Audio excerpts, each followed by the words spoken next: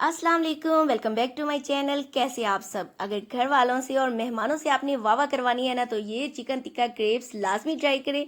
बहुत ही मज़े के शानदार बनते हैं। घर में पार्टीज में बनाएं, बच्चे तो सब इसके फ़ैन हो जाएंगे। तो चलें जी, जल्दी से इसको बनाना शुरू करते हैं। इसके लिए यहाँ पर मैंने एक बॉल लिया है और इसमें मैं डाल रही हूँ बोनलेस चिकन। ये ऐड करेंगे तकरीबन 300 ग्राम चिकन, जिसके मैंने छोटे छोटे पीसीस कर लिए थे। साथ में ऐड करेंगे 1 टेबल स्पून यहाँ पर लहसुन अदरक का पेस्ट। साथ ही इसमें 1 टीस्पून नमक, 1 टीस्पून कुटी हुई लाल मिर्च, हाफ टी स्पून यहाँ पर पिसी हुई लाल मिर्च और 1 टीस्पून साबित ज़ीरा। और साथ ही इसमें मैंने काली मिर्च हाफ टी स्पून डाल दी है। और फ्लेवर के लिए तिक्का मसाला ऐड करेंगे 1 टीस्पून। साथ ही इसमें 1 table spoon lemon juice add कर रही हूँ। तिक्का मसाला ना हो तो कोई बात नहीं, आप इसे स्किप कर सकते हैं। ये सिंपल से मसाले ऐड करके मिक्स करके इसको तकरीबन 10 से 15 मिनट के लिए मैरिनेट करके रख देंगे। इसके बाद यहाँ पर फ्राई पैन लेंगे और इसमें मैं यहाँ पर 2 टेबल स्पून ऑयल डाल रही हूँ। ऑयल गर्म होने के बाद जो मैरिनेशन करके हमने चिकन टिक्का मसाला रखा था वो ऐड कर देंगे। और इसके बाद थोड़ा सा इसमें मैं पानी का छींटा लगा रही हूँ और इसको अच्छे से मिक्स करने के बाद कवर करके मीडियम फ्लेम पर 10 से 15 मिनट के लिए पकाएंगे। बहुत झटपट आसानी से ये रेसिपी तैयार हो जाएगी। बस यहाँ पर देखिए 10 मिनट गुजरने के बाद चिकन का पानी जो है वो अच्छी तरह से ड्राई हो चुका है और ऑयल भी किनारों पर आ चुका है और चिकन भी अच्छे से यहाँ पर टेंडर हो चुका है, क्योंकि यहाँ पर मैंने चिकन के छोटे छोटे पीसेस किए थे। इसके बाद यहाँ पर कुछ वेजिटेबल डालेंगे। यहाँ पर मैं एक मीडियम साइज़ की शिमला मिर्च मैंने कटी हुई ऐड करके डाल दी है, थोड़ी सी बंद गोभी बारीक कटी हुई।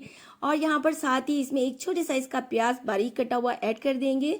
और चिकन जब अच्छे से टेंडर हो जाए ना, तब आपने इसमें सब्जियां ऐड करनी है। सब्जियां ऐड करने के बाद ज़्यादा देर इसको नहीं पकाएंगे, बस अच्छे से क्या है मिक्स करके ना 2 से 3 मिनट इसको पकाएंगे और फिर चूल्हे को कर देंगे बंद। वेजिटेबल को हमने क्रंची रखना है, इसको ठंडा होने देंगे। यहाँ पर एक ब्लेंडर लेंगे और इसकी एक अदद अंडा मैं तोड़कर डाल रही हूँ। साथ ही इसमें 1 कप मेजर करके मैं मैदा डाल रही हूँ। आप किचन में से चाय का कप लेकर उससे भी मेजरमेंट कर सकते हैं। साथ ही इसमें मैंने 2 चम्मच भरकर दही डाल दी है और 1 टीस्पून यहाँ पर नमक डालेंगे और 2 टेबलस्पून यहाँ पर मैं ऑयल ऐड कर रही हूँ। अब यहाँ पर आधा कप मैंने दूध डाल दिया है और साथ ही आधा कप पानी शामिल कर देंगे। सारी चीज़ें जो है ब्लेंडर के अंदर डालकर ब्लेंड कर लेंगे। तो बस जी इसको झटपट ब्लेंड करेंगे और एक स्मूथ सा यहाँ पर बैटर तैयार कर लेंगे। ये मिक्सचर जो हमने बनाया है ये ग्रेप्स के लिए तैयार किया है, तो आप देख सकते हैं इसको हमने ब्लेंड कर लिया है। और अगर आपको ये ज़्यादा पतला लगे थोड़ा सा मैदा डाल दें, गाढ़ा लगे तो थोड़ा सा पानी डाल दें। लेकिन ये जो मैंने आपको मेजर बताई है बिल्कुल परफेक्ट कंसिस्टेंसी है।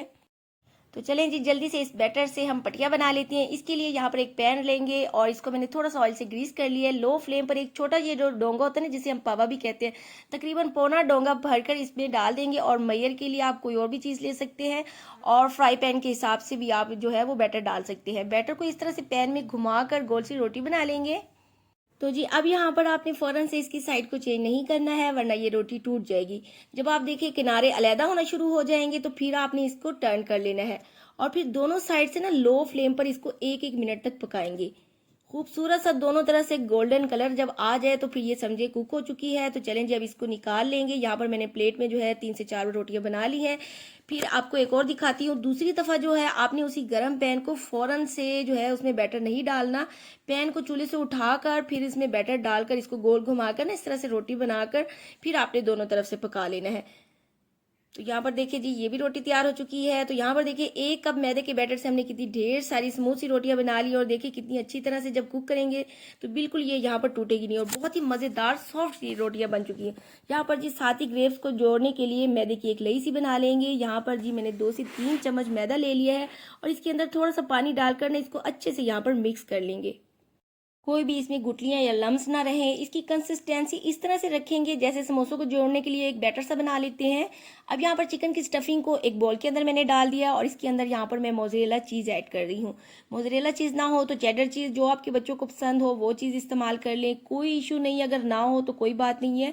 अब जल्दी से इसको मिक्स करने के बाद यहाँ पर चिकन ग्रेव्स बना लेते हैं। यहाँ पर जी एक रोटी रखेंगे और इसके अंदर यहाँ पर मैं 1.5 से 2 टेबल स्पून चिकन की जो हमने स्टफिंग रखी थी तैयार करके वो डाल देंगे और इसके बाद इस तरह से इसको टर्न कर लेंगे। एक साइड से फोल्ड करने के बाद यहाँ पर मैदे की लई सी जो हमने बनाई है वो लगा देंगे। लई लगाने के बाद दूसरी साइड से भी पकड़कर फोल्ड कर लेंगे। लई जो है वो आपने अच्छे से अप्लाई करनी है ताकि जो स्टफिंग है वो बाहर ना निकले। बुश की मदद से फिर हमने दोनों साइडों पर मैदे की लई लगा लेनी है और इसको सिंपली टर्न कर लेंगे। बहुत ही आसान सी रेसिपी है, कोई मुश्किल नहीं है। आपने इसको जरूर ट्राई करना है, बहुत ही मजे की बनेगी और ये आपके बच्चों को भी बहुत ज्यादा पसंद आएगी। आप इसे बच्चों को पार्टीज़ में, इवन कि लंच बॉक्स में भी दें, बहुत ही मज़ेदार है। तो यहाँ पर देखिए सेम तरीके से एक और आपको फोल्ड करके दिखा रही हूँ। इतनी देर में आपसे गुजारिश है, रेसिपी अच्छी लग रही हो तो लाइक कर दें और चैनल को भी ज़रूर से सब्सक्राइब कर दें। तो यहाँ पर देखिए इस बैटर से हमने इतने सारे ग्रेप्स तैयार कर लिए हैं और स्टफिंग अभी भी बाकी बच गई है, तो इसे मैं बाद में बना लूँगी। यहाँ पर इसको फ्राई कर लेते हैं और इसकी फाइनल लुक आप इसे ज़रूर देख के जाइएगा। तो इन चिकन ग्रेव्स को जो है फ्राई करने के लिए शैलो फ्राई करेंगे। इसके लिए यहाँ पर मैंने थोड़ा सा ऑयल गर्म किया है और हाई फ्लेम पर बस इनको फ्राई करना है, क्योंकि ऑलरेडी जो है इसमें चीज़ें सारी पकी हुई हैं।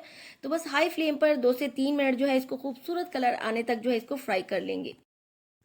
तो यहाँ पर दोनों साइडों से टर्न करते हुए बड़ा ही खूबसूरत से कलर आ चुका है। तो जब आप इस रेसिपी को ज़रूर ट्राई कीजिएगा। यहाँ पर इसको मैं निकाल रही हूँ और इसी तरह से मैं बाकी जो ग्रेप्स हैं उनको भी फ्राई कर लूँगी।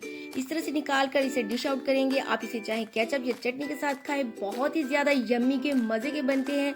रेसिपी अच्छी लगे तो लाइक एंड शेयर करें और चैनल पर फर्स्ट टाइम आए हैं तो जल्दी से सब्सक्राइब कर दें, ताकि इसी तरह से मज़ेदार और आसान सी रेसिपीज़ का नोटिफिकेशन आपको आसानी से मिल सके। खुश रहें और खुशियाँ बांटें। चलती हूँ, दुआओं में याद रखें। अल्लाह हाफिज़।